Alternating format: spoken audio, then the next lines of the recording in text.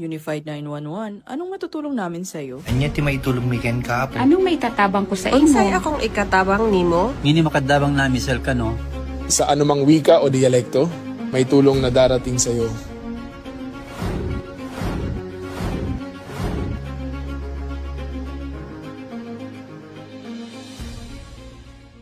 Lilingkod sa bawat Pilipino at magbibigay ng tamang impormasyon para sa tahimik at maayos na Pilipinas. Police News Network, alagad ng batas, tagapagtaguyod ng balitang pulis, sandigan ng mamamayan, patnubay ng katotohanan.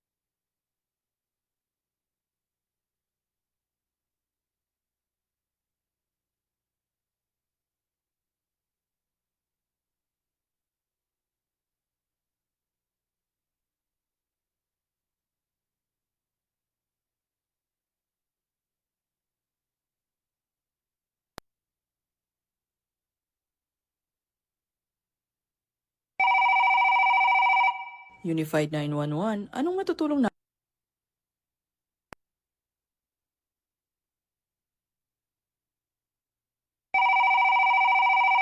Unified 911, anong matutulong namin sa'yo? Anya ti maitulong mi ken kapo. Anong may tatabang ko sa Unsay imo? akong ikatabang nimo? Ngini makadabang na misal ka no. Sa anumang wika o dialekto, may tulong na darating sa iyo.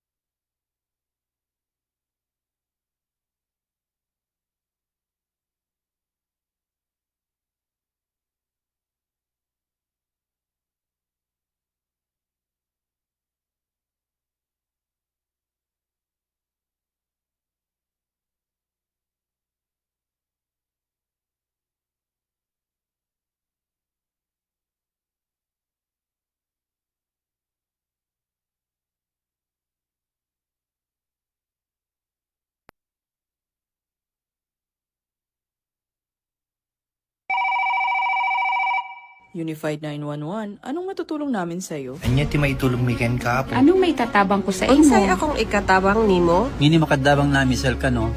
Sa anumang wika o dialekto, may tulong na darating sa iyo.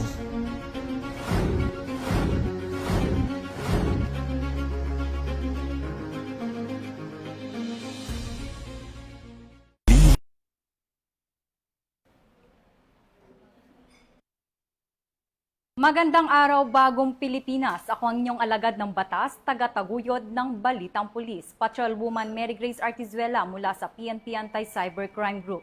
Maghatid sa inyo ng tamang balita, kwento ng pulis at serbisyo para sa mamamayan. Arito ang PNP News Online. Ang pangunahing balita ng Police News Network, alagad ng batas, taga-taguyod ng Balitang Pulis.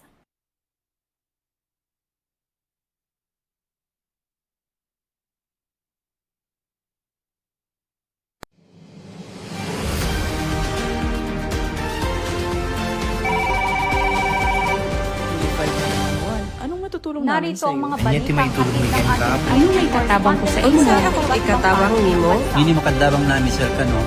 Sa anumang wika o dialekto, may tulong na darating sa iyo.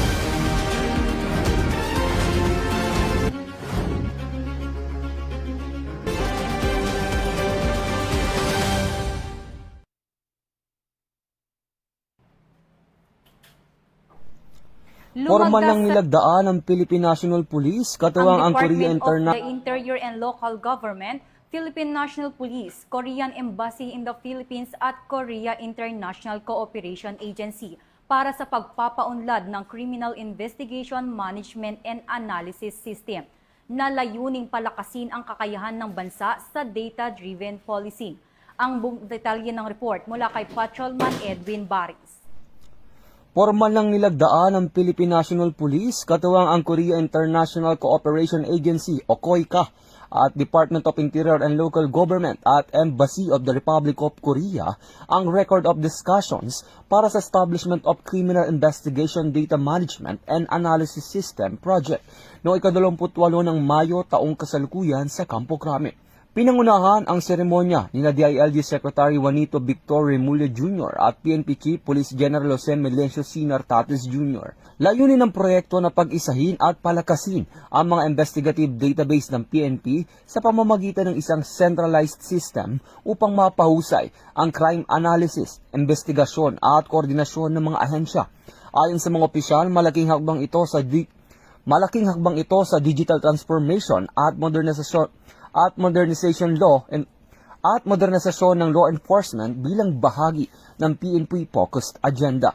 Ito ang bagong PNP para sa bagong Pilipinas. Serbisyong mabilis, tapat at nararamdaman. Mula dito sa National Headquarters ng Philippine National Police, ako ang inyong PNN correspondent, Patrolman Edwin Baris, alagad ng batas, taga-taguyod ng Balitang Pulis. Maraming salamat, Patrolman Baris. Tinatayang aabot sa 2 milyong halaga ng hinihinalang shabu na nakumpiskan ng mga otoridad matapos ang isang buy-bust operation sa lungsod na nagresulta sa pagkakaresto ng 2 drug suspect. Ibabalita yan ni Police Corporal Joel Subsuban. 2 hinihinalang drug personalities, kabilang ang isang high-value individual, ang naaresto sa isinagawang joint buy-bust operation sa Zone 4, Barangay Kauswagan, Cagayan de Oro City. Madaling araw ng Mayo 29, 2026, kinilala ng mga otoridad ang mga naaresto na sina alias Sam, 20 years old, at itinuturing high-value individual, residente sa Zone 4, Barangay Kauswagan, Cagayan de Oro City, at alias Abdul, 25 anyos, residente sa Upper Nazareth, Cagayan de Oro City. Pinangunahan ng City Drug Enforcement Unit ng Cagayan de Oro City Police Office sa pamumuno ni Police Major Aldrin Estrada Vaculio, katuwang ang City Mobile Force Company ang operasyon sa koordinasyon ng Philippine Drug Enforcement Agency Region 10. Nakumpiska mula sa mga suspect ang 6 na sachet ng hinihinalang shabu na may kabuang timbang na umabot sa 300 gramos at tinatayang standard drug price na 2,040,000 pesos. Na-recover din sa operasyon ang mark money digital weighing scale, mga paper bag na hinihinalang ginagamit bilang lalagyan ng illegal na droga, ikubag at isang Android cellphone. Kasalukuyang nasa kustodiya na ng CDU Kokpo ang mga naarestong suspek para sa kaukulang disposisyon at pagsasampa ng kasong paglabag sa Republic Act number 9165 kung Comprehensive Dangerous Drug Act of 2002. Mula dito sa Campo Alagar, ako po ang inyong Police News Network correspondent mula sa Regional Public Information Office ng Police Regional Office 10, Corporal Joel Lazaro Subsuban, alagad ng batas, tagataguyod ng Balitang Pulis. Maraming salamat, Corporal Subsuban. Ipinamalas ng mga kabataan ng kanilang talento sa pagsasayaw sa isinagawang PNP Dance Workshop 2026, isang programa ng Philippine National Police na naglalayong hubugin ang galing sa sining at palakasin ang ugnayan ng kapulisan at komunidad. Yan ang ibabalita ni Patrolwoman Dara Falogme. Patuloy na pinauunlad ng Philippine National Police ang talento at kakayahan ng mga kabataan sa pamamagitan ng sining at disiplina. Masaya at makulay na isinagawa ang PNP Summer Dance Workshop Recital 2026 na dinaluhan ng mga kalahok, kanilang mga magulang at mga kapulisan. About being flawless, it's about being fearless. So today, we don't just watch performances.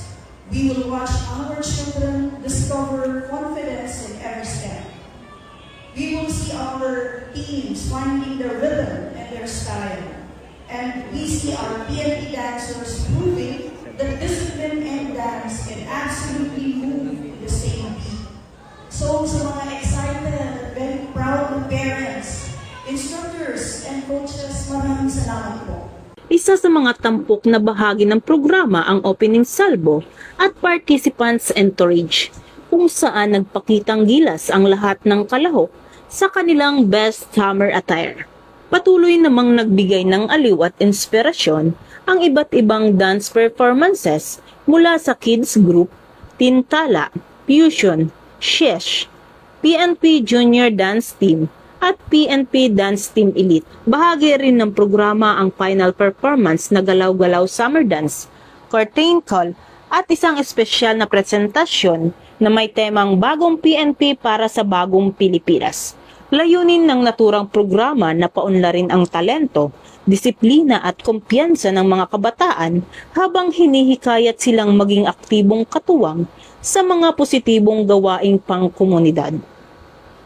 Mula dito sa Bulwagang Lapu-Lapu, Camp Region, Rafael T. Crame, ako ang inyong PNN correspondent, Patrolwoman Dara Falogme, alagad ng batas, tagataguyod ng Balitang Pulis. Ito ang bagong PNP para sa bagong Pilipinas, serbisyong mabilis, tapat at nararamdaman.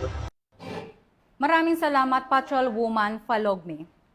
3 suspect ang naaresto sa isinagawang bypass operation ng mga operatiba ng Philippine National Police sa lungsod bilang bahagi ng pinigting ng kampanya kontra iligal na droga. Ibabalita yan ni Patrolwoman Resali Umalan. Naaresto ang 3 suspect sa isinagawang bypass operation ng mga operatiba ng pulisya sa Coronadal City pasado alas 12 ng madaling araw noong Mayo 29 taong kasalukuyan sa Purok Lower Sopon, Barangay San Jose. Kinilala ang mga suspect na sina alias Kin, 23 anyos, alias G, 28 anyos at alias James, 36 anyos. Ang lahat ay pawang residente ng lungsod ng Coronadal City. Ayon sa ulat, isinagawa ang operasyon sa bisa ng PIDEA pre-operation sa pakikipag-ugnayan ng mga operatiba ng City Police Drug Enforcement Unit, South Cotabato Police Provincial Drug Enforcement Unit, Intelligence Operatives ng Coronadal City Police Station at First Provincial Mobile Force Company. Sa nasabing operasyon, nakabili ang pusher buyer ng isang sachet ng hinihinalang shabu mula sa suspect kapalit ang halagang 500 piso. Nakumpiska mula sa mga suspect ang 2 sachet ng hinihinalang shabu na tinatayang may kabuuang bigat ng humigit kumulang 10 gramo ang mga nakumpiskang ebidensya na may tinatayang halagang 68,000 pesos. Kasalukuyang nasa kustodiya ng pulisya ang mga suspect habang inihahanda ang kasong paglabag sa Section 5 at 11 Article 2 ng Republic Act 9165 o ang Comprehensive Dangerous Drugs Act of 2002.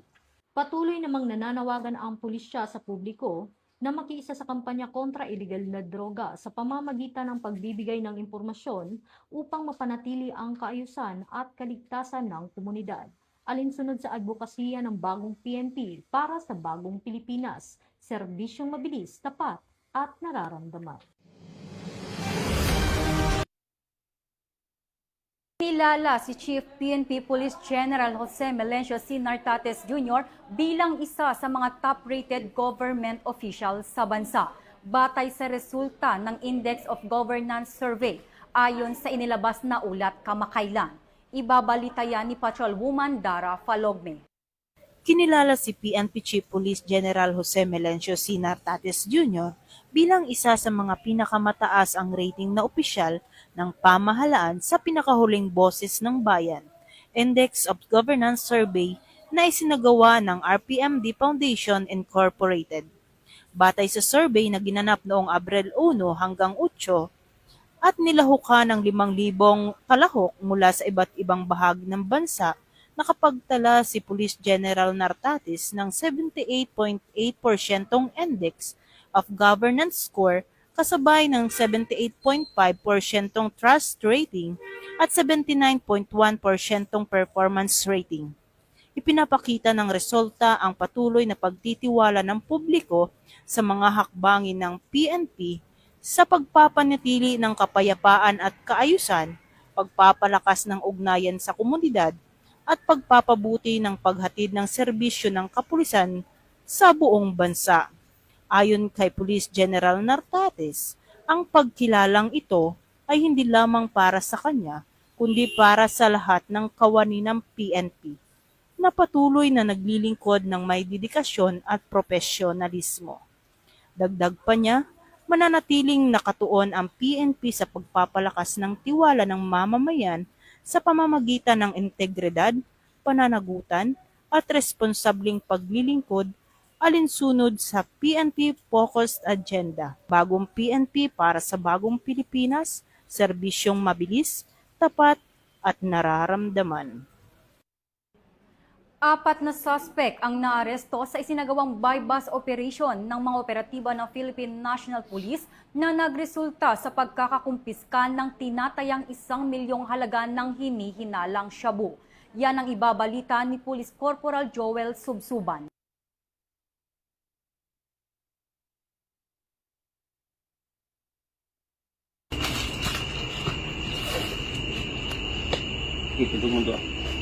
Arestado ang 4 na hinihinalang drug personalities matapos maaktuhan sa isinagawang joint buy-bust operation sa Zone 13, Santa Cruz, Taguluan, Misamis Oriental bago maghating gabi ng Mayo 28, 2026. Kinilala ng mga otoridad ang mga naarestong suspect na sina alias Simud at Steven, kapwa 33 years old, at mga residente sa Santa Cruz, Taguluan, Misamis Oriental, alias Clifford, 34 anyos, residente sa Impasugong, Bukidnon, at alias Ryan, 35 anyos, residente sa Kasinglo, Taguluan, Misamis Oriental. Pinangunahan ng Regional Police Drug Enforcement Unit Team 2 ng Police Regional Office 10, katuwang ang Philippine Drug Enforcement Agency, ARSA 10, Taguluan Municipal Police Station, PDGC Uyo Region 10, RA Kokpo, RID 10 at RIU 10 ang naturang operasyon. Nakumpiska mula sa mga suspect ang 2 sachet ng hinihinalang shabu na may kabuang timbang na humigit kumulag 150 gramos at tinatayang standard drug price na umabot sa 1,020,000 pesos. Na-recover din sa operasyon ang marked money, isang cellphone, lighter at mga plastic cellophane na hinihinalang ginagamit sa illegal na droga. Kasalukuyang nasa kustudiya na ng Maharlika Custodial Facility ang mga naarestong personalidad habang isinesailalim sa examination ang mga nakumpiskang illegal na droga sa RFU Region 10. Inihahanda na rin ang pagsasampa ng kasong paglabag sa RA 9165 laban sa mga naturang suspect. Mula dito sa Campo Alagar, ako po ang inyong Police News Network correspondent mula sa Regional Public Information Office ng Police Regional Office 10, Corporal Joel Lazaro Subsuban, alagad ng batas, tagataguyod ng Balitang Pulis. Maraming salamat, Corporal Subsuban. At yan po ang mga balitang nakalap ng ating PNN correspondents mula Luzon, Visayas at Mindanao. Para sa mas malawak at mabilis na ulat ng mga balita, i-like, follow, and share kami sa aming Facebook account ng Police News Network at sa Twitter account para sa mga real-time updates at sa YouTube channel naman para sa mga live stream at replays. Manatiling mapagmatyag at laging alamin ang totoo. Sa ngalan ng pamunuan ng Philippine National Police sa pangunguna ni Chief PNP Police General Jose Melencio Nartates Jr. at sa pamumuno ni President Ferdinand Bongbong Marcos Jr., kami ay maglilingkod sa bawat Pilipino at magbibigay ng tama at balanseng balita. Bago po tayo magtapos, muling nagpapaalala ang pambansang pulisya kaugnay sa nalalapit na parliamentary election sa Bangsamoro Autonomous Region in Muslim Mindanao. Pinaalalahanan ng Philippine National Police ang publiko na manatiling mapanuri at maging mapagmatyag laban sa paglaganap ng fake news, misinformation at disinformation sa iba't ibang online platforms. Labanan ang fake news sa BARM. Ugaliing mag-fact check, magbahagi lamang ng tama at beripikado at mapagkakatiwalaang impormasyon upang mapanatili ang kapayapaan, kaayusan at pagkakaisa sa komunidad. Mula rito sa tanggapan ng tagapag-ugnay ng pambansang pulisya, ako po ang inyong alagad ng batas, taga-taguyod ng Balitang Pulis, Patrolwoman Mary Grace Artizuela mula sa PNP Anti-Cybercrime Group. Maghahatid ng tamang balita, kwento ng pulis at serbisyo para sa mamamayan. At ito ang PNP News Online, ang pangunahing balita ng Police News Network. At ito ang bagong PNP para sa bagong Pilipinas, serbisyong mabilis, tapat at nararamdaman.